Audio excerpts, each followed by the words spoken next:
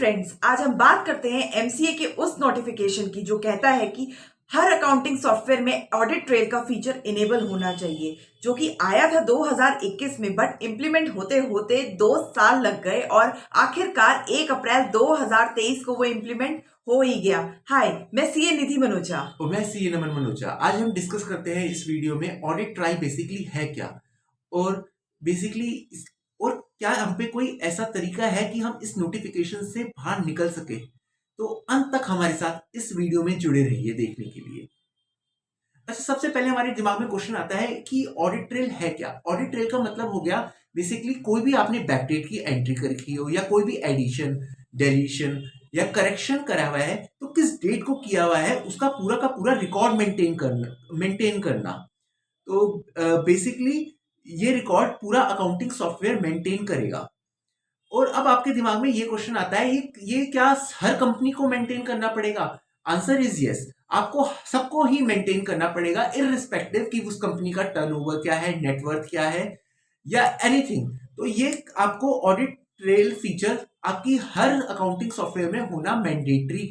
अब आप सोच रहे होंगे कि अगर मैं अपनी बुक्स ऑफ अकाउंट्स को मैन्युअली मेंटेन कर लूं तो ये नोटिफिकेशन मेरे पे एप्लीकेबल होगा ही नहीं, बट ऐसा बिल्कुल भी नहीं है। अगर आप अपनी बुक्स मैन्युअली मेंटेन करते हैं तो आपका ऑडिटर इसको ऑडिटेड रिपोर्ट में क्वालिफाई कर जाएगा। और बेसिकली एमसीए को क्या जरूरत पड़ गई कि ये नोटिफिकेशन लेने की क्या जरूरत पड़ गई? तो आप सोच रहे होंगे क्या है ऐसा।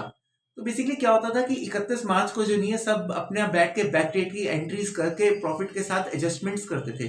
पर अब इस ऑडिट ट्रेल फीचर के चक्कर में वो सारी की सारी एंट्रीज जो बैक डेट पे मारी गई है और प्रॉफिट को ऊपर नीचे करने के लिए जो करी गई है वो सीधा सीधा डिपार्टमेंट के नजरों के आगे आ जाएगी।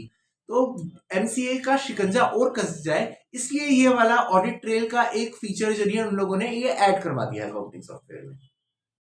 अब नेक्स्ट क्वेश्चन आता है, अगर इस ऑडिट ट्रेल फीचर को through out the year implement नहीं किया गया तो इसके क्या कॉन्सिक्वेंसेस हो सकते हैं?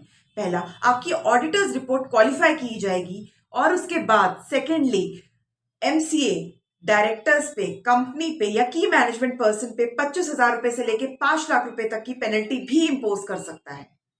और इसमें मैं एक और चीज भी ऐड ऑन कर दूं कि ये ऑडिट ट्रेल रिकॉर्ड्स हमें 8 इयर्स तक मेंटेन करने की जरूरत है। ये नहीं कि 1-2 साल, पूरे 8 इयर्स तक हमें मेंटेन करना है इन रिकॉर्ड्स को। सेकेंडली फिर हमारे दिमाग में क्वेश्चन नहीं आता है कि जो नहीं है क्या जो नहीं है जो बंदा जो नहीं है ऑडिट कर रहा है वही books of entry, books of accounts maintain कर सकता है या एंट्री कर सकता है। प्रैक्टिकली तो या टेक्निकली तो पहले भी नहीं कर सकता था, बट हाँ इस नोटिफिकेशन करने के बाद तो वो अब बिल्कुल भी नहीं कर सकता, वरना उस पर कोई डिसिप्लिनरी एक्शन भी हो सकता है। अब वीडियो का सबसे इंपॉर्टेंट पार्ट कि इस नोटिफिकेशन की रेमेडी क्या है। या तो जैसी नोटिफिकेशन है वैसे ही इंप्लीमेंट कर लो पूरा एक अकाउंटिंग सॉफ्टवेयर जिसमें ऑडिट ट्रायल फीचर है, या एक कंसर्न पर्सन अपॉइंट कर लो जो ये पूरी की पूरी एंट्रीज करे और जो उसका एंट्रीज का डेली बैकअप ले। या आप अपनी कंपनी को एलएलपी में भी कन्वर्ट कर सकते हो। अगर आपकी कंपनी छोटी है और आपके कॉस्ट कंप्लायंसेस बहुत ज्यादा है तो ये बेस्ट ऑप्शन है कि आप इसको एलएलपी में कन्वर्ट कर लो, क्योंकि अभी तक एमसीए ने कोई भी ऐसा शिकंजा एलएलपी पे नहीं किया है।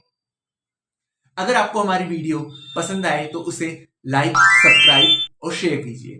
Thank you.